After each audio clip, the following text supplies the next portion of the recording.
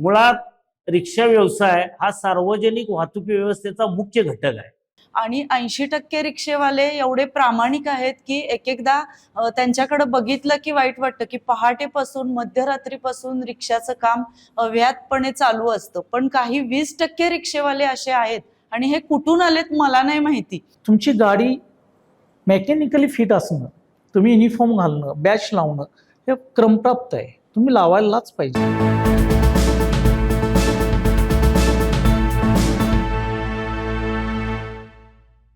नमस्कार, मी सुधाकर काशीद, निवासी संपादक तरुण भारत. आजच्या या आपल्या राऊंड टेबलचा विषय आहे कोल्हापुरातल्या अलीकडच्या काही दिवसात अनेक तक्रारी आमच्याकडेही आल्या, आपल्याकडेही आल्या असतील, संघटनेकडेही आल्या असतील की मीटर नावाचा प्रकार काही ठराविक जणांनी तो बंद केलेला आहे आणि खंडून भाडं, म्हणजे पूर्वी मीटर ज्या वेळा नव्हतं त्यावेळा बाबा इथून तिकडे जायला किती पैसे घेणार अशा स्वरूपाची जी चर्चा व्हायची तशा स्वरूपाचं चित्र काही रिक्षा स्टॉपवर सुरू झालेलं आहे. त्याच्या संदर्भातल्या लोकांच्या प्रतिक्रिया, त्यांचा उद्वेग, त्यांचा संताप हे सगळं यायला लागलेलं आहे. ट्रॅफिक विभागाने केलेल्या कारवाईचंही आलेलं आहे. तर आज आपण तोच ताजा एक विषय, पण तुम्ही म्हणाल रिक्षाचं भाडं आणि कोल्हापूरचा तसा संबंध काय? तर कोल्हापूरच्या रिक्षा चालक म्हणजे फक्त इकडून तिकडे दळणवळण करणारी यंत्रणा नाही आहे. कोल्हापूरचं समाजकारण आणि कोल्हापूरचं राजकारण जर बघितलं तर कोल्हापूरच्या रिक्षावाल्यांचा इथल्या राजकीय आणि सामाजिक घडामोडीत खूप मोठा वाटा आहे. म्हणजे आता आपण रस्त्यासाठी प्रत्येक जण असं तीव्र होऊन बोलतो की काय कोल्हापूरचे रिक्षे, खड्डे, काय कोल्हापूरचे रस्ते. पण कोल्हापुरातली जे रिक्षावाल्यांनी रस्त्यासाठी जे आंदोलन जे सुरू केलं ते अजूनही महाराष्ट्राच्या सामाजिक चळवळी ज्या आहेत त्यात त्याची नोंद आहे. कोल्हापूरच्या रिक्षा चालकांनी त्या काळात, म्हणजे कनेरकर महापौर झाले त्या काळात, एका रात्रीत अख्ख्या महापालिकेच्या सभोवती घेराव घातला होता रिक्षावाल्यांनी आणि महापौर पदासाठी मतदान होणार होतं. तर जे महापौर आणि त्यांचे जे आघाडीचे नगरसेवक होते त्यांना दुपारी 3 वाजेपर्यंत महापालिकेत सोडलं नव्हतं. महापौर पदाची निवडणूक तात्काळ ठेवली होती आणि रिक्षेवाल्यांच्या या सगळ्या आंदोलनाला, त्यांच्या या नव्या प्रकारच्या आंदोलनाला अख्ख्या कोल्हापूरकरांनी साथ दिली होती. एवढंच नव्हे तर रिक्षावाल्यांचा फुटबॉल क्लब होता हे अनेकांना माहित नाही. त्याचे वेगळे चाहते होते, त्यांचा वेगळा संघ होता. त्याशिवाय कोल्हापूरच्या धार्मिक कार्यक्रमात तर ते अग्रभागी, म्हणजे अगदी सांगायचं झालं तर एकटी बाई रात्री 1 वाजता जरी स्टँडवर उतरली आणि तिने सांगितलं अमुक अमुक ठिकाणी जायचं आहे तर कोल्हापूरच्या रिक्षा चालकांच्यावर एवढा मोठा विश्वास होता. एक कुठली घटना अशी वाईट घडलेल्याचा कोल्हापुरात इतिहास नाही. ठीक आहे, आता काळ बदलला, काळाच्या ओघात नवे जुने हौशे नवशे या सगळ्या ह्याच्यात आले, पण अजूनही या रिक्षा चालकांनी एक सामाजिक भान राखलेलं आहे. पण अलीकडची जी काही या महिन्याभरात जे ऐकायला यायला लागलंय त्याच्या आधीपासूनच सुरू झालेलं आहे. तर ते तुमच्या सगळ्यांनी आपण जर त्यात लक्ष घातलं तर कुणाचं धाडस होणार नाही की अशा पद्धतीनं हे करायला. यासाठी आपण आरटीओ ऑफिस, रिक्षा संघटनांचे सगळे प्रतिनिधी, त्यानंतर प्रवास करणारे म्हणजे प्रवाशांचे प्रतिनिधी, अशा सगळ्यांना बोलवून या चर्चेसाठी बोलवलेलं आहे. आणि आपण आता इथं चर्चा यात कोणी रिक्षावाले विरुद्ध आरटीओ, रिक्षावाले विरुद्ध प्रवासी संघटना अजिबात असा कुठला इथे नाही. एकमेकावर जसं आपण संवाद करतोय तसं या संवादाचं स्वरूप आहे. एक फक्त याला एक लिमिट्स असल्यामुळं एका ठराविक ह्याच्यात जर सांगितलं तर बरोबर. नमस्कार, मी ईश्वर चन्ने, आदर्श ऑटो रिक्षा युनियनचा सेक्रेटरी. गेले 46 वर्ष या व्यवसायात मी आहे. रिक्षा व्यवसाय हा व्यवसाय जरी असला तरी सेवा दृष्टिकोनातून तो पडतो. म्हणून मूळ मुद्दा असा आहे की सेवा देताना, सेवा ज्याच्याकडे देतो आपण, तो प्रवासी हा दैवत मानून हा व्यवसाय आजपर्यंत आपण रिक्षा व्यवसाय करत आलो कोल्हापुरात. आणि त्याचे अनेक उदाहरणं आहेत की जे रिक्षा चालकांच्या प्रामाणिकपणाची साक्ष देतात. आणि त्यासाठी कोल्हापुरात कुठल्या प्रकारचे अनुचित प्रकार आज ते काय काढलेला नाही. परंतु सध्या जे तक्रार आले की ठराविक ठिकाणी मीटरप्रमाणे भाडं न घेता ठरवून भाडे घेण्याचा जो प्रकार तक्रार आलेले आहेत त्याच्या अनुषंगाने ह्या तक्रारीचा जो एक टक्केवारी आहे तो टक्केवारी तसं पाहिलं तर खूप कमी आहे. परंतु हे सुद्धा होऊ नये प्रवाशाला वाटायला की बाबा मी अमक्या ठिकाणी गेलो तर मला इतकं भाडं द्यावं लागतंय, त्याचा आपला खिसा बघून तो बघत असतो. त्याच्या दृष्टिकोनातून मीटरप्रमाणे व्यवसाय करण्याची संख्या सुद्धा जवळजवळ 80%. आणि तिसरा जो प्रकार आहे की शहरी रिक्षा. शहरी रिक्षाबद्दल कुणाचंही दुमत नाही. भले 10 रुपये असेल 20 रुपये असेल त्याची तक्रार नेमकी होते ते ठरवून देण्याच्या वरून प्रवाशांच्या तक्रारी प्रशासनाकडं RTOकडं किंवा संबंधित तक्रार निवारण जिथे होतं तिथे येतं.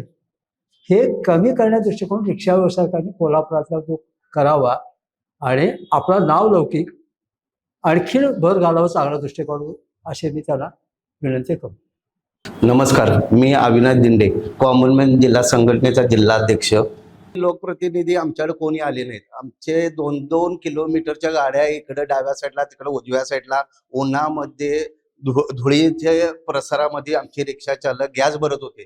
तिथं आम्हाला पाण्याची सोय पण दिली नाही, काही केलं नाही लोकप्रतिनिधीने फक्त आमच्यावर चितोडी उडवायचे प्रयत्न केलेत. खरं आमचा रिक्षा चालक काल पण चांगला होता, आज पण चांगला आणि उद्याही चांगला राहणार, त्याच्याबद्दल दुमत नाही आहे आमचं. आज काय झालं की गेले 1.5 महिन्याच्या पूर्वी गॅस वाढला. गॅस वाढताना कसा वाढला की तो टप्प्याटप्प्यानं वाढत गेला आणि तो 200% वाढला. 40 रुपयाचा गॅस हा 40 रुपयाचा गॅस झाला किती 80 रुपये. 80 रुपये झाला 120 रुपये. 120 रुपये झाल्यावर सरकारी अधिकाऱ्यांना महागाई भत्ता वाढला की त्यांना आंदोलन करायला लागत नाही, त्यांना कुठल्या सरकारी नेत्याकडे जायला लागत नाही. आम्हाला जायला लागतं, त्यांना जायला लागत नाही की त्यांचं ऑटोमॅटिक सगळं वाढतं.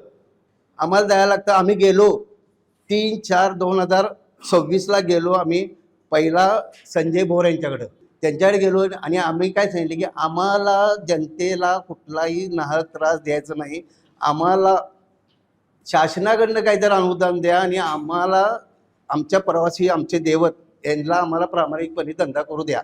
म्हणून आम्ही त्यांच्याकडे गेल्यानंतर त्यांनी काय म्हटले, माझ्या त्या लेवलला येत नाही, मी आपले कोल्हापूरचे जे हे आहेत कलेक्टर यांच्याबरोबर चर्चा लावून देतो. आमच्या सगळ्या संघटनेने त्यांनी बोलवून घेतलं, त्यांनी आमच्या व्यक्त्या ऐकल्या. आमच्या चंदू भोसलेने त्यांना व्यवस्थित पटवून सगळं सांगितलं की किती पंप आहेत कोल्हापुरात, किती पंप चालू आहेत आणि काय झाले परिस्थिती, हे सगळं आम्ही पटवून दिल्यानंतर त्यांनी काय सांगितलं की आम्ही शासनाला कळवतो आणि शासनाकडनं आम्ही त्यांचा फीडबॅक घेतो. आता त्यांची बदली झाली, हे झालं, त्याच्यामध्ये बराच वेळ गेला आणि नुसतं आमचंच सेक्टर असं हे करत नाही की जास्त पैसे घेते.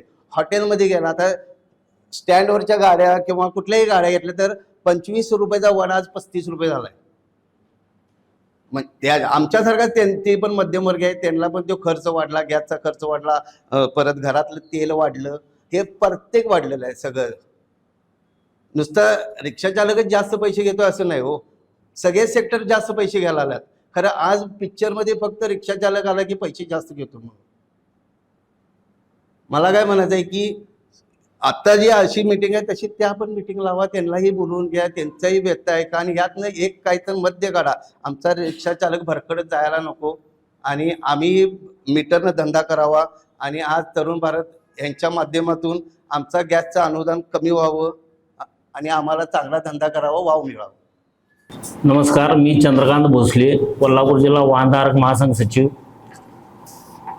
आज ज्या गोष्टीसाठी तरुण भारतचे संपादक आणि आमचे ज्येष्ठ मार्गदर्शक म्हणलं तर काय वावगं ठरणार नाही, सुधाकर काशी साहेब यांनी रात्री आम्हाला फोन केला आणि सांगितलं की मीटरच्या संदर्भात ज्या तक्रारी येते त्या अनुषंगानं हा राऊंड टेबल आयोजित केलेला आहे.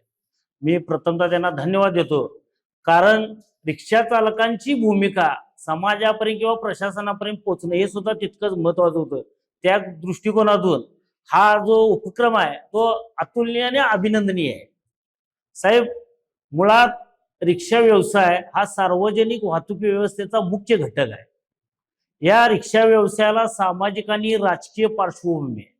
आजपर्यंतचा इतिहास बघितला, ज्यावेळी टांग्यानंतर रिक्षा आल्या, आजपर्यंत रिक्षा चालकांची कामगिरी ही सगळ्या सेक्टरमध्ये, मग खाजगी असू दे किंवा सार्वजनिक वाहतूक, त्या सगळ्या व्यवसायात रिक्षा व्यवसाय हा समाजाशी अतिशय चांगल्या पद्धतीनं बांधलेला आहे आणि समाजाच्या प्रत्येक उपक्रमात, मग तो आमच्या व्यवसायाशी निगडीत नसला तरी 4 पावलं पुढे होऊन रिक्षा चालकांनी सामाजिक आणि राजकीय दृष्ट्या आंदोलनात भाग घेतलेला आहे.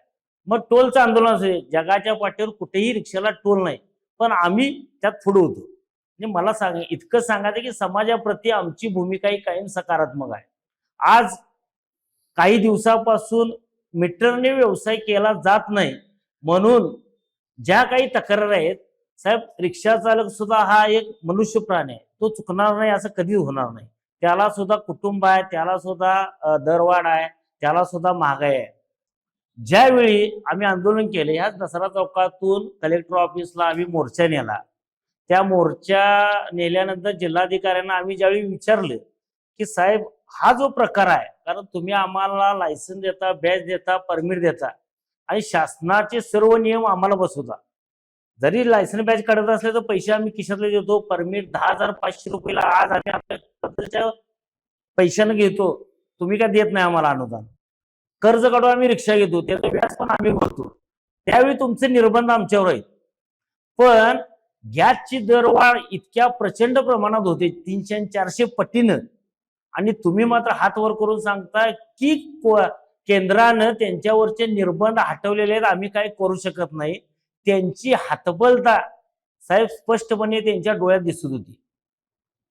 जर प्रशासनाचे प्रमुख आहेत जिल्हाधिकारी, तेच जर असे म्हणत असतील तर आम्ही बघायचं कोणाकडे. कारण त्यांच्या म्हणण्यानुसार केंद्र शासनाने निर्बंध हटवले असतील तर मायबाप शासन जर त्यांना मोकळीक देणार असेल तर आमच्यासारख्या सर्वसामान्य माणसानं करायचं काय. आम्ही ज्यावेळी त्यांना सांगितलं बरं ठीक आहे, हे तुमच्या हातात नाही, पुरवठा अधिकारी ज्या मॅडम होत्या त्यांना आम्ही म्हणलो की गॅस 1 लिटर जो देतात त्याची शुद्धता किंवा त्याची जो 1 लिटरची कपॅसिटी खरोखर आहे का हे तपासा. प्रशासनाचे प्रमुख म्हणून तुम्ही त्या जे काय वजन काटा, वजन माप काय जे आहे त्यांना तुम्ही निर्देश द्यायला पाहिजे होता. पण त्यांनी सांगितलं की तुम्ही त्यांच्याकडे तक्रार करा. म्हणजे हा जो प्रकार आहे उडवून लावायचा, हा अतिशय चुकीचा होता. त्यामुळं सैरभर झालेला रिक्षा चालक, साहेब माझा शब्द ऐकून घ्या, सैरभर झालेला रिक्षा चालक प्रशासनाच्या या भूमिकेमुळं स्वतःचं पोट भरायसाठी, घरातल्या महिलांनी घेतलेल्या बचत गटाचे हप्ते जाण्यासाठी, मुलांच्या शाळेसाठी आणि रोजच्या पोटाचा खळगी भरण्यासाठी त्यानं हा उद्योग केला. हा चुकीचा जरी असला तरी तो मानवतेच्या दृष्टिकोनातून त्यावेळी बरोबर होता.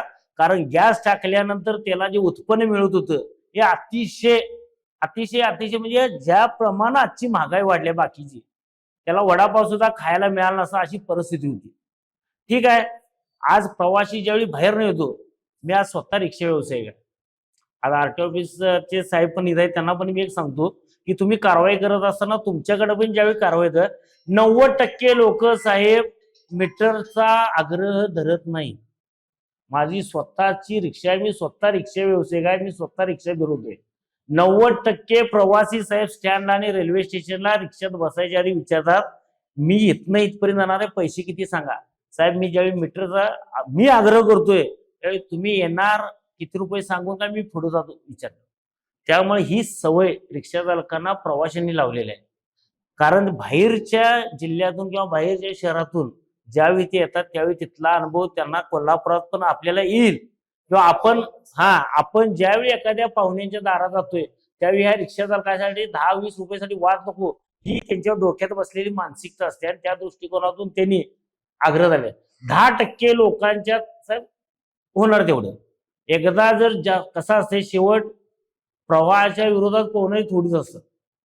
एखादा माणूस म्हणतोय की बाबा मला मीटरनं किती रुपये होणार सांगा, त्यावेळी त्याला जे 90% लोकांची जी त्याची मानसिकता असते तीच त्याच्या डोक्यात असते, इथनं इथपर्यंत होणार.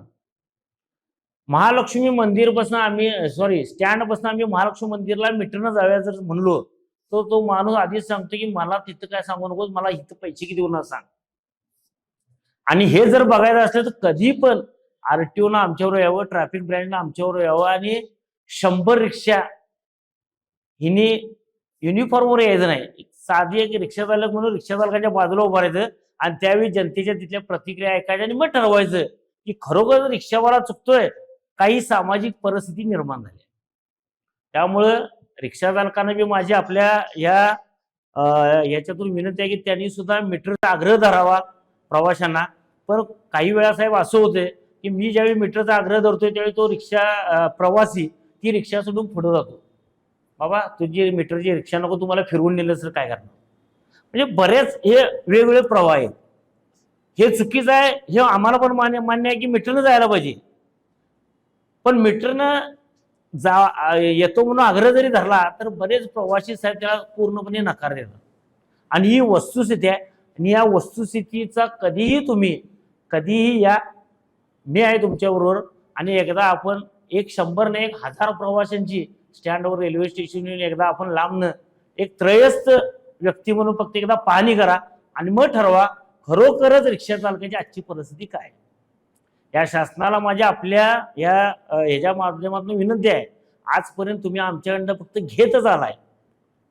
आजपर्यंत रिक्षा चालकांच्याकडे इतक्या वर्ष शासनानं टॅक्स असू दे, एन्व्हायरमेंट टॅक्स असू दे, दंड तरी साहेब 1500 रुपयाची पावती आहेत. पहिला 500 आहे, तो समजा पेंडिंग असला, माहिती नसला मला झाल्या, दुसरा जर परत मारला तो डायरेक्ट 1500 रुपये होतो. त्याला नो एक्सक्यूज, माफ नाही, तो मी भरायलाच पाहिजे.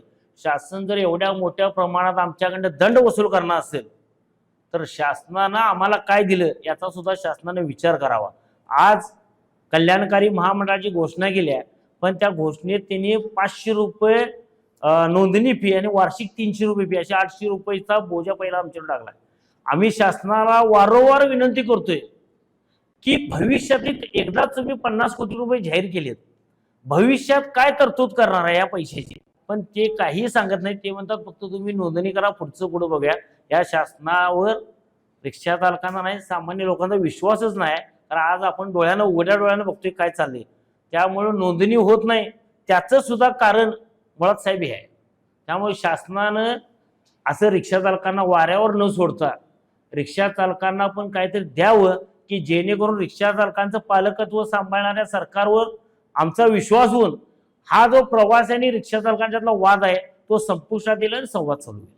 सर्वांना नमस्ते माझा. आणि विशेष करून तरुण भारतची मी खूप आभारी आहे की असे राऊंड टेबल सारखे उपक्रम करून समाजामध्ये एक प्रकारचं संवाद आणण्याचं काम तरुण भारत करत आलेले आहे. आणि त्याच्यामुळं लोकांना समजत आहे की आता समाजामध्ये काय चाललंय, किंवा जी काही भांडणं असतात, जे काही तडजोडीची प्रकरणं असतात ती तरुण भारत करत आलेला आहे आणि एक उत्तम संवाद इथं होतो.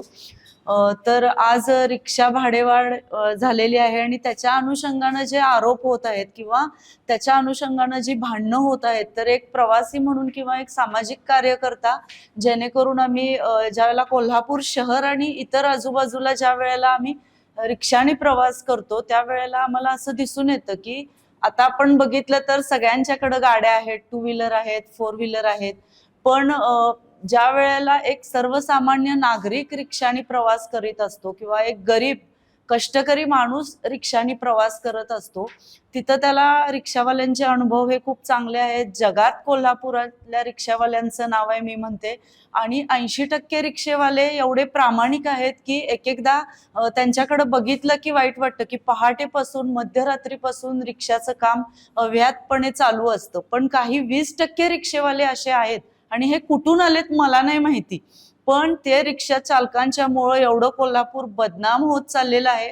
आज आपण स्टँडवर जर उतरलं तर तिथल्या रिक्षेवाल्यांची जर आपण ह्या नाही पाठीमागच्या जा पुढच्या जा, एकतर तो प्रवासी इतका थकलेला असतो, दमलेला असतो आणि तिथं ते रिक्षेवाले जे असतात ते पुढं जा पाठीमागं जा हा खेळ चालू असतो. आणि माझा एक असा आरोप आहे की तिथले RTO अधिकारी हे सगळं डोळ्यांनी बघत असतात. ज्या वेळेला आम्ही त्यांच्याकडे जात नाही की हा रिक्षेवाला असा त्रास देतो, असं भाडं सांगतो, त्यावेळेला ते चवताळून उठतात आणि त्या रिक्षावाल्यालाच काही बोलायला लागतात. त्यावेळेला सुद्धा त्या प्रवाशालाच वाईट वाटतं. मला असं म्हणायचं आहे की जे आता मगाशी दादा म्हटले की 90% रिक्षेवाले प्रवासी हे मीटरचा आग्रह करत नाहीत, तर ही चुकीची गोष्ट आहे.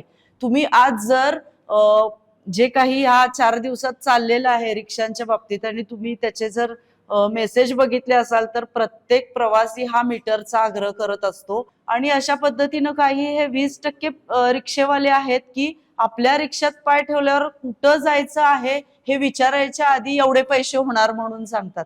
एकतर माणूस थकलेला असतो आणि ज्या दादा मगाशी गोष्ट म्हटल्या की रेल्वे स्टेशन आणि स्टँड सोडून सुद्धा काही कोल्हापुरात एरिया आहेत, काही थांबे आहेत, जे वर्षोनुवर्ष आमच्या इथं आता मित्रप्रेमचे रिक्षेवाले आहेत की ते व्यवस्थितरित्या भाडं घेतात, व्यवस्थित सोडतात.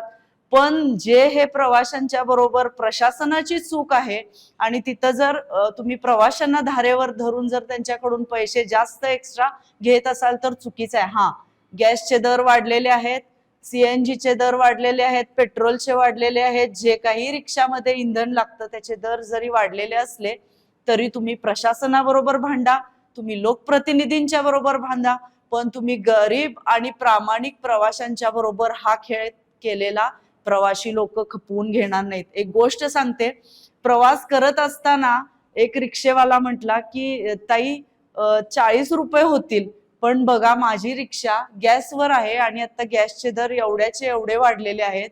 तर म्हटलं ठीक आहे दादा, 40 होतात तर 80 घ्या. हे प्रवाशांच्याकडून जातं. जरी 24 रुपये आज रिक्षाचं भाडं असेल तरी रिक्षेवाला 30च रुपये घेतो, पण 24 रुपये भाडं असताना 25 रुपये दिले तर 1 रुपया परत देणारा सुद्धा रिक्षेवाला आपल्या कोल्हापूरमध्ये आहे.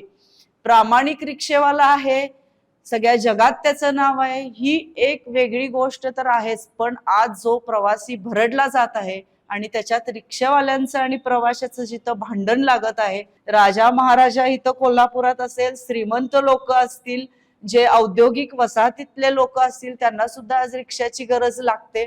आणि तुम्ही त्यांनाच डोळ्यासमोर धरून जो गरीब लोक आहे, जो कष्टकरी समाज आहे त्याचा सुद्धा विचार करा आणि तो रिक्षात बसल्यावर तुम्ही मीटर प्रमाणे भाडं घ्या. मी इथं पुन्हा एकदा सांगते, जर स्टिंग ऑपरेशन करायचं असेल तर करा आणि रिक्षा 100,000 जाऊ दे, 10 रिक्षाच्या मध्ये जे प्रवासी बसतात ते प्रवासी बसताना मीटरचा आग्रह करतात का ठरवून जातात? अभ्यास करा. आणि मला असं वाटतं की हा वाद आपण एक प्रकारे मिटवला पाहिजे. ह्याच्यामध्ये आरटीओचं पण सहकार्य अपेक्षित आहे. ह्याच्यामध्ये जिथं जिथं थांबे आहेत तिथल्या लोकांचं सहकार्य अपेक्षित आहे आणि आपल्याला सगळ्यांना एकमेकाच्या सहकार्यानं पुढे जायचंय आणि आपल्याला दोघांना सुद्धा एकमेकाची गरज आहे. जशी रिक्षावाल्याची वेगवेगळ्या समस्या आहेत तशा प्रवाशांच्या पण आहेत, पण त्याच्यासाठी प्रत्येक वेळेला प्रवासी हा दानीला नाही जाऊ शकत. आज मी एक प्रवासी आहे, मी 100 रुपये भाडं झालं तर 100 रुपये मी देऊ शकते आणि प्रवाशांचा हाच आग्रह असतो की दादा 100 रुपये झाले तरी होऊ देत, पण तुम्ही मीटर प्रमाणे घेऊन जावा. पण 20% लोकांच्यामुळं ही जी रिक्षा बदनाम होत आहे, तर ती रिक्षा बदनाम होण्यापासून आपल्यालाच वाचवायचं आहे. आणि हा वाद नाही आहे, हा एक तरुण भारतनी अगदी चांगल्या पद्धतीनं सुसंवाद इथं आयोजित केलेला आहे आणि परत एकदा मी त्यांचं धन्यवाद देते. रिक्षा चालक हा प्रामाणिक आहे, त्याचं दुमत नाहीच आहे, पण आता जी ही भाडेवाढ केलेली आहे किंवा रिक्षात बसल्या बसल्या प्रवाशाला दानीच दिलं जात आहे, तर हे कुठंतरी थांबवावं, मीटर दुरुस्ती करा. आणि जर तुम्हाला ही रिक्षा चालवणं परवडत नसेल तर तुमच्या लोकप्रतिनिधींना तुम्ही ह्या जबाबदार द्या, प्रशासनाला जबाबदार धरा, पण गरीब प्रवाशांना किंवा जे तुमच्या रिक्षामध्ये अगदी जबाबदारपणे आणि विश्वासाने तुमच्या रिक्षामध्ये येतात तर त्या रिक्षाला तुम्ही बदनाम करू नका. एवढीच इथं मी एक प्रवासी म्हणून अपेक्षा व्यक्त करते. धन्यवाद. नमस्कार, मी महाराष्ट्र रिक्षा चालक सेना जिल्हा प्रमुख राजेंद्र जाधव. आज जे इथं सुधाकर काशीद साहेबांनी जी आज इथं आमच्या रिक्षा चालक व RTO ऑफिसचे अधिकारी, प्रतिनिधी, लोकप्रतिनिधींची जी बैठक घेतली आहे ही चांगल्या प्रकारे घेतली आणि आम्हाला त्याचा म्हणजे जास्त हे वाटायला लागलं की आमच्यासाठी तिने आज बैठक घेतली, रिक्षा चालकांच्यासाठी. आमच्या रिक्षा चालकांच्यावर जे आरोप होत्यात की भाडं जास्त घेतोय, हे जे आरोप होते की नाही, हे आरोप सुधाकर काशी साहेबांनी खोडून काढण्यासाठी आजची बैठक घेतलेली आहे. मुळात आज हे आरोप ह्या महिन्यातच चालू झाले. ह्या महिन्यात का चालू झाले ह्याचा विचार प्रवाशांनी पण करावा. मी प्रवाशांना दोष देणार नाही, प्रवाशांना दोष देत नाही, माझ्या रिक्षा चालकांना पण दोष देणार नाही. 43 रुपयेचा गॅस 2 दिवसात 120 रुपये झाला. त्यावेळेला माझा रिक्षा चालक काय करेल? जर दुसरं म्हणजे ते जे गॅस, जो पंपावर जो गॅस मिळतोय, ज्यावेळेला 5 लिटर गॅस टाकतोय त्यावेळेला ते आमच्या रिक्षात 3 लिटर गॅस होतोय, म्हणजे त्या रिक्षा चालकाचं 240 रुपये नुकसान.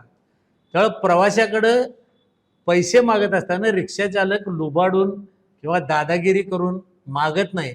प्रवाशांना ते सांगतोय की गॅसची दरवाढ झालेली आहे, मला या म्हणजे एवढ्या भाड्यात परवडत नाही, मला 10 रुपये जास्त द्या. प्रवासी देतात, प्रवासी देत नाहीत असं पण मी म्हणणार नाही.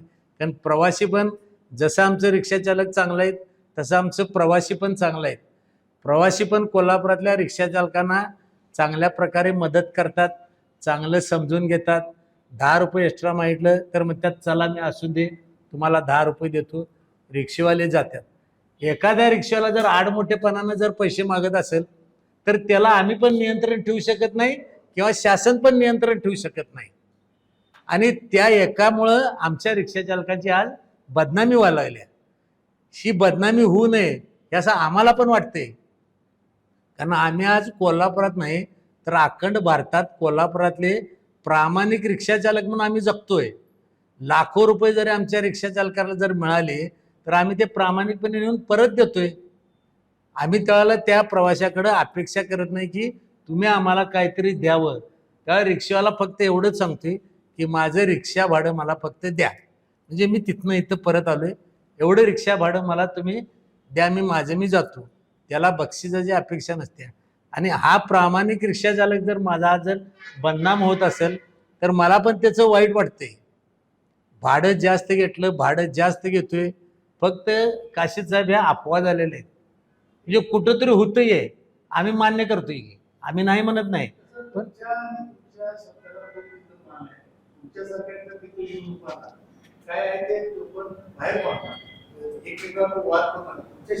नाही नाही नाही म्हणूनच तुम्हाला म्हटलं एक वेळ यांचं ऐकलं नाही, प्रवासाचं ऐकलं नाही, ट्रॅफिक पोलिसांचं ऐकलं नाही, पण तुमच्या संघटनेचे एक वजन असेल.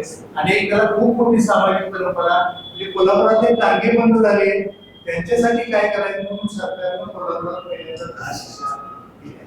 त्याआधी सगळे टांगे चालवणारे 10पैकी 8 कुंभार समाजाचे शासनाने त्यांच्यासाठी रिक्षा पहिल्या रिक्षा चालकापासून त्यांनी मुलाखती त्याची घेतलेली आहे.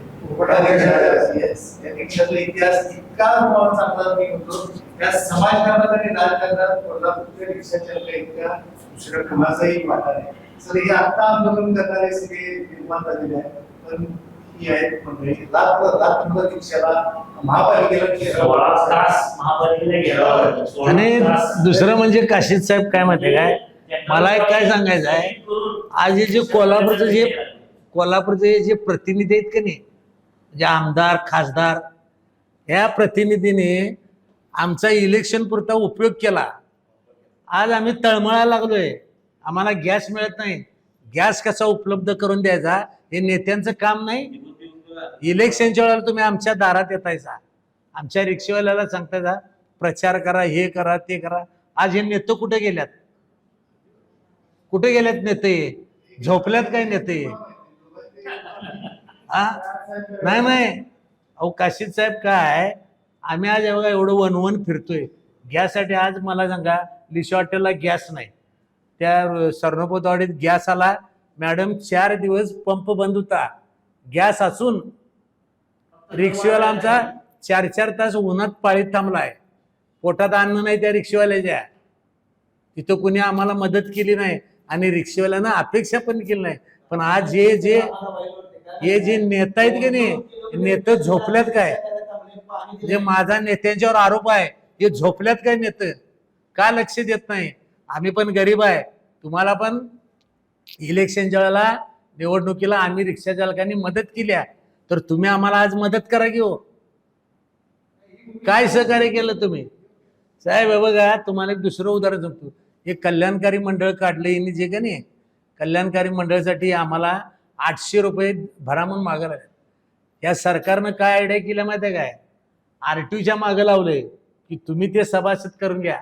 आज RTO अधिकारी ते माने, चंद्रकांत माने म्हणून आहेत, हिने आमच्या रिक्षा चालकाला सक्ती केली आहे की ते 800 रुपये भरा, नाही तुमचं पासिंग होणार नाही, परमिट रिन्यू होणार नाही, TO होणार नाही, म्हणजे गाडी ट्रान्सफर होणार नाही. म्हणजे ही कुठली तुमची बळजबरी? तुमच्याजवळ पैसे नाहीत, योजना आखू नका तुम्ही. आम्ही कुठं तुमच्याकडे आलोय आम्हाला तुम्ही मदत करा म्हणून? तुमची योजनाच नको आम्हाला. कारण आमच्या मागे का 800 रुपये मागायलाय? आमच्या आम्हाला पोटाला काय जीणं मुश्किल झालंय आणि तुम्ही 800 भरा. ती चंद्रकांत माने, हे संजय बोरसाहेब यांनी कामं तटवल्यात रिक्षेवाल्यांचे आमच्या. हे कुठं आहे? मग यावेळेला नेतो कुठं आहेत? तुम्ही 50 कोटी रुपये आम्हाला देतायचा. आमच्या महाराष्ट्रातल्या रिक्षेवाल्यांचं सगळ्यांनी जर पैसे भरलं तर 150 कोटी रुपये गोळा होत्यात. मग हे तुम्ही पैसे गोळा करायची स्कीम काढल्या. बरं याला सांगा गॅरंटी काय? आम्ही 800 भर, आम्ही एखाद्या रिक्षावाल्याला म्हणलं की तू 800 रुपये भर, तर तो रिक्षावाला साहेब आमच्या दारात येणार आहे. तर माझी प्रवाशांना पण विनंती आहे, रिक्षा चालकांना पण विनंती आहे की प्रामाणिकपणे 10-5 रुपये मागून घ्या, प्रवाशाशी भांडू नका आणि आपली कोल्हापूरच्या रिक्षा चालकांची बदनामी होईल असं काही करू नका. सर्वप्रथम तरुण भारत संपादक साहेब काशी साहेब यांनी जी आज राऊंड टेबलची जी संकल्पना आणली, आमचं रिक्षावाल्यांचं जे म्हणणं आहे ते ऐकून घेण्यावर तुम्ही जे आम्हाला बोलण्याची संधी दिला त्याबद्दल आभारी आहे. तर साहेब, रिक्षा चालकांचा विषय असा आहे की आज 80% रिक्षा LPG वर गॅसवर आहेत. तर बऱ्याच 10% किंवा नवीन आलेल्या रिक्षा CNG असतील किंवा पेट्रोलच्या एक 10% असतील. तर LPGचा दर अचानक जागतिक पातळीवर जे युद्धाची जे परिस्थिती निर्माण झाली आहे त्यामुळे हे सगळे दर वाढलेले आहेत. पण पेट्रोल जे गॅस पंप आहेत त्यांनी अचानक एकदम एवढे रेट का वाढवले किंवा याच्याबद्दल आम्ही सगळ्या संघटनांनी आमच्या रिक्षाच्या कलेक्टर साहेबांना भेटलो, RTOना भेटलो, आम्ही निवेदन दिलेत, सगळे झाले. पण त्याच्यावर कारवाई कुठलीही झाली नाही. फक्त रिक्षा चालक यात भरकला गेला. बरीच रिक्षा चालक एक दिवस पूर्ण गॅसच्या लाईनमध्ये थांबलेत. त्यांना प्रत्येकाला कसे आज 1-2 दिवस माणूस काहीतरी शिल्लक पैसे असेल तो माणूस व्यवसाय करेल किंवा आपले त्यातले घालून काहीतरी, पण प्रत्येक वेळी प्रत्येकाला घरातला खर्च आहे, सगळे वस्तुस्थिती आहे. त्या मनानं त्यानं ते पैसे 5-10 रुपये पॅसेंजरकडनं मागून घ्यायला चढ चालू केली. असं नाही की बाबा ते मुद्दामून पॅसेंजरकडे त्रास व्हावा किंवा कुठलेही यावं. आम्ही आधी असं कुठलीही रिक्षावर चालक आधी मागवत नव्हती. तर असेल एका 5-10% असतील, पण सर्वसामान्य रिक्षा चालक कधी असं पॅसेंजरकडे हातून मागत नव्हता किंवा पॅसेंजर बसायच्या आधी हे आम्हाला एवढे पैसे द्या असं कुठलाही रिक्षा चालक म्हणत नव्हता. पण हा वस्तुस्थिती आत्ताच्या कंडिशनला आहे. यातून तुम्ही सर्व मंडळीने येऊन त्याचा काहीतरी निर्णय घ्या की असं नाही की कुठल्या संघटनेबद्दल येतं काय विषय आहे. फक्त एक रिक्षा चालकांची बाजू समजून घ्या. सर्वसामान्य रिक्षा चालकाला याला कुठेतरी जगवायला पाहिजे अशी परिस्थिती आता झाली आहे. म्हणजे त्यांचं घराचा आला, शिक्षणाचा मुलांचा खर्च आला, त्याचा स्वतःच्या प्रपंच गाडीचे हप्ते आले, हे सगळ्याच गोष्टी आहेत. या सर्वसामान्य सगळ्या रिक्षा चालकांच्या भावना तेवढ्या समजून घ्या आणि त्याच्यावर चर्चा होती, एवढीच विषय. नमस्कार, मी Sagar Chogle, RTO inspector, Kolhapur RTO office. आज तरुण भारत कार्यालयामध्ये तरुण भारतचे संपादक काशीद साहेब, आमचे सर्व रिक्षा चालक मालक संघटनेचे प्रतिनिधी, प्रवासी प्रतिनिधी, आमच्या ताई, सर्वांनी आपली बाजू ज्या काय आहेत ते प्रतिक्रिया ह्या ठिकाणी मांडलेल्या आहेत. मी सर्वांना एवढं सांगू इच्छितो की RTO ऑफिस आणि RTO कार्यालयाचं इन्स्पेक्टर ह्या नात्यानं मी एवढं सांगू इच्छितो की सर्व जे रिक्षा आहेत कोल्हापूरमध्ये, कोल्हापूर जिल्ह्यामध्ये खरोखर अतिशय उत्कृष्ट आणि सामाजिक कार्य खूप चांगलं आहे इथं. कारण गेली 19 वर्ष मी सर्व्हिस करतो, बऱ्याच ठिकाणावरून मी काम करून इथं कोल्हापूरमध्ये आलेलो आहे. पण इथं असणाऱ्या तक्रारीचा जो काय रेशो आहे हा फार कमी आहे. हल्लीच आता जसं ताई म्हटल्या की जो रेशो नवीन जी पिढी आलेली आहे, आता जुने शेट्टी साहेब आहेत, आमचे मित्र आहेत, चंदू आहेत किंवा राजूदादा आहेत, हे ह्याचे प्रतिनिधित्व करतात. आणि हे तरुण पिढीला हे सांगणं गरजेचं आहे की आम्ही जे काय काम केलेलं आहे ह्याच्यापूर्वी ज्या रिक्षा चालवताना प्रवाशांना जे आम्ही काय मदत केलेली आहे किंवा करत आलेलो आहे काय करतो, हे असे आपण सर्वांनी इथून पुढच्या तरुण पिढीने पण करणं गरजेचं आहे. एक हा भाग आहे. दुसरा भाग असा आहे की RTO ऑफिसकडून सर्व बाबतीत कारवाई केली जाते. तुम्हाला माहिती आहे, कारवाई करणे हा ह्याच्या मागचा उद्देश नाही आहे की युनिफॉर्म नाही, बॅच नाही, लायसन नाही, कागदपत्र नाहीत, पासिंग नाही. कारवाई केली, दंड भरला, हा ह्याच्या मागचा उद्देश नाही आहे. तुमची गाडी मेकॅनिकली फिट असणं, तुम्ही युनिफॉर्म घालणं, बॅच लावणं हे क्रमप्राप्त आहे. तुम्ही लावायलाच पाहिजे. लावलं, तुम्ही सर्वांनी जर सांगितलं तर सर्वजण घालतातच. राहिले 20%चा विषय आहे, ती नवीन पिढी आलेली आहे, ते पण तुम्ही सांगाल आणि इथून पुढे ते वापरतील. दंड करून शासनाचा महसूल गोळा करणे हे आमचं कामच आहे. पण एक रिक्षा दिवसभरात किती कमवते आणि त्याला होणारा दंड हे तुम्हाला माहितीच आहे. मीटर प्रमाणे रिक्षा चालत नाहीत, हे चालायला पाहिजे. मीटर आपल्याकडं दरवर्षी प्रादेशिक परिवहन प्राधिकरण आहे आणि प्राधिकरणाचे चेअरमन असतात, अध्यक्ष असतात, हे आपले माननीय कलेक्टर साहेब असतात, सचिव असतात, RTO साहेब, आपण पण प्रतिनिधी असतात आणि SP साहेब सदस्य असतात. ह्या सर्वांच्या चर्चेमध्ये आपण दरवाढ ह्या गोष्टी जे काय अडचणी आहेत, दरवाढ आहेत, ह्या आपण राजाभाऊ आपण त्यामध्ये घेत असतो आणि आपल्या सहकार्यामुळं आपण त्यांचे रिक्षा चालक, रिक्षा मालक ह्याची प्रतिनिधित्व आपण करत असता आणि आपल्या उद्देश, आपल्या मार्गदर्शनाखाली किंवा सूचनेनुसार आपण ह्यामध्ये आपण सुधारणा करत असतो आणि इथून मागं पण सुधारणा झालेली आहे आणि इथून पुढे पण आम्ही वरिष्ठांशी चर्चा करून ह्यामध्ये काय सुधारणा करता येतील ते आपण करू. माझं एवढीच विनंती आहे की सर्वांनी, प्रवासी असतील किंवा रिक्षा चालक असतील, मालक असतील, ह्या सर्वांनी समन्वय साधून कोल्हापूरचं नाव लौकिक व्हावं. कोल्हापूरचं नाव जगाच्या पाठीवर आत्ता चांगलं आहे, इथून पुढं पण रिक्षावाल्यांच्यामुळे चांगलं राहील. खूप प्रामाणिक रिक्षावाले आहेत आपल्याकडे, लाखाने पैसे त्यांच्या रिक्षामध्ये मिळालेले आहेत, पण हे रिक्षा चालकांनी किंवा मालकांनी स्वतःहून पोलीस स्टेशनकडे जाऊन त्या जमा करून त्या लोकांच्या पण पोच केलेले आहेत. कितीतरी उदाहरणं आहेत आपल्याकडे आणि हे असं चालायला पाहिजे आणि प्रवासी आणि रिक्षा चालक मालक यांच्या समन्वय साधून प्रामाणिक असं काम चाललं पाहिजे. एवढंच मी बोलतो. धन्यवाद. मी कॉम्रेड सुभाष शेटे. आज इथं आपल्या तरुण भारततर्फे सुधाकर काशी साहेबांनी चर्चासत्र आयोजित केलेलं आहे.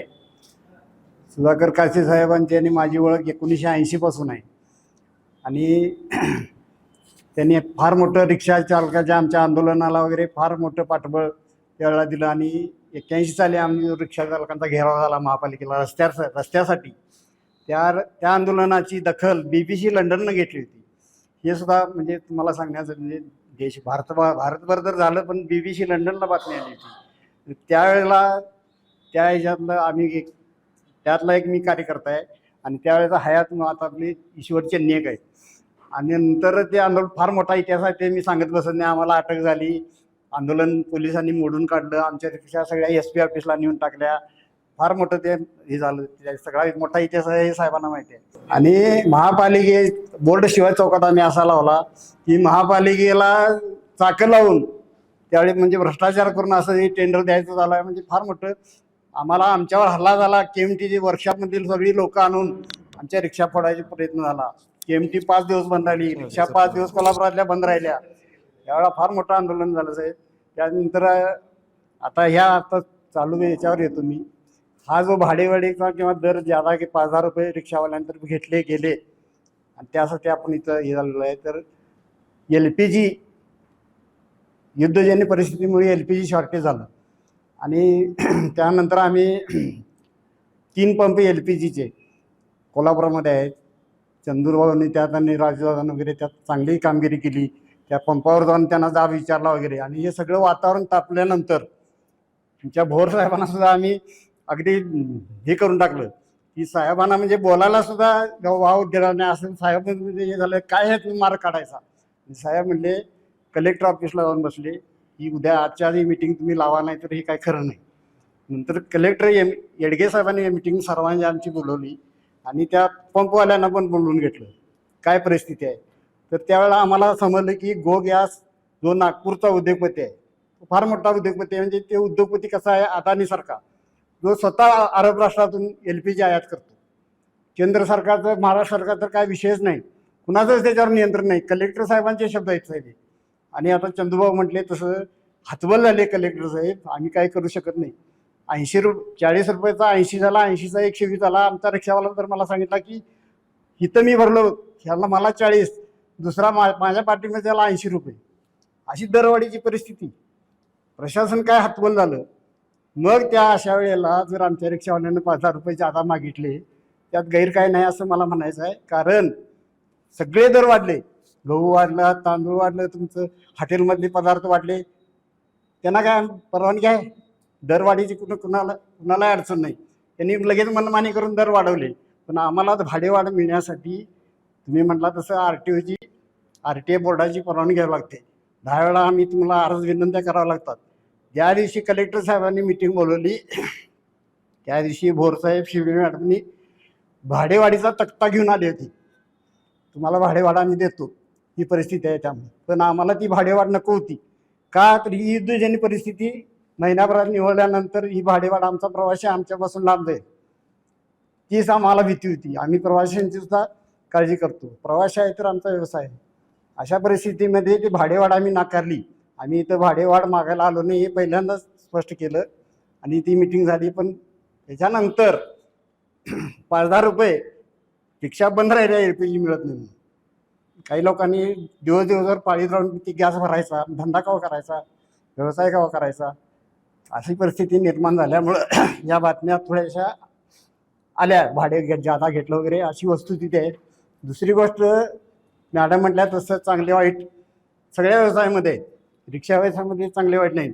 व्यापारी आहेत, सगळे लोक काहीतरी काळा बाजार करतात, साठेबाजी करतात, भाडेवाढ घेतात, दरवाढ घेतात. त्यांच्यावर काय नियंत्रण कुणाचं आहे? मग रिक्षावाला भाडे 1-2-4 रुपये जादा घेतला तर त्या परिस्थितीमुळे त्यानं घेतलं असं मला म्हणायचं आहे. आणि युद्धजन्य परिस्थिती निवळल्यानंतर हे सगळं सुरळीत सुरू होईल. प्रत्येक व्यवसायामध्ये चांगलं आहे तसं 2-4% आहे. साहेब म्हणते तसं प्रवृत्ती रिक्षावाल्यामध्ये आलेले आहे. त्यांना दुरुस्त करणं आपण सगळ्या संघटनांनी आणि प्रशासनानं हे दुरुस्त करणं शक्य आहे. त्याला वेगळा मार्ग नको, सगळ्यांनी मिळून त्याला आपण दुरुस्त करू आणि सगळं व्यवस्थित सुरळीत चालेल असा आपण प्रयत्न करू.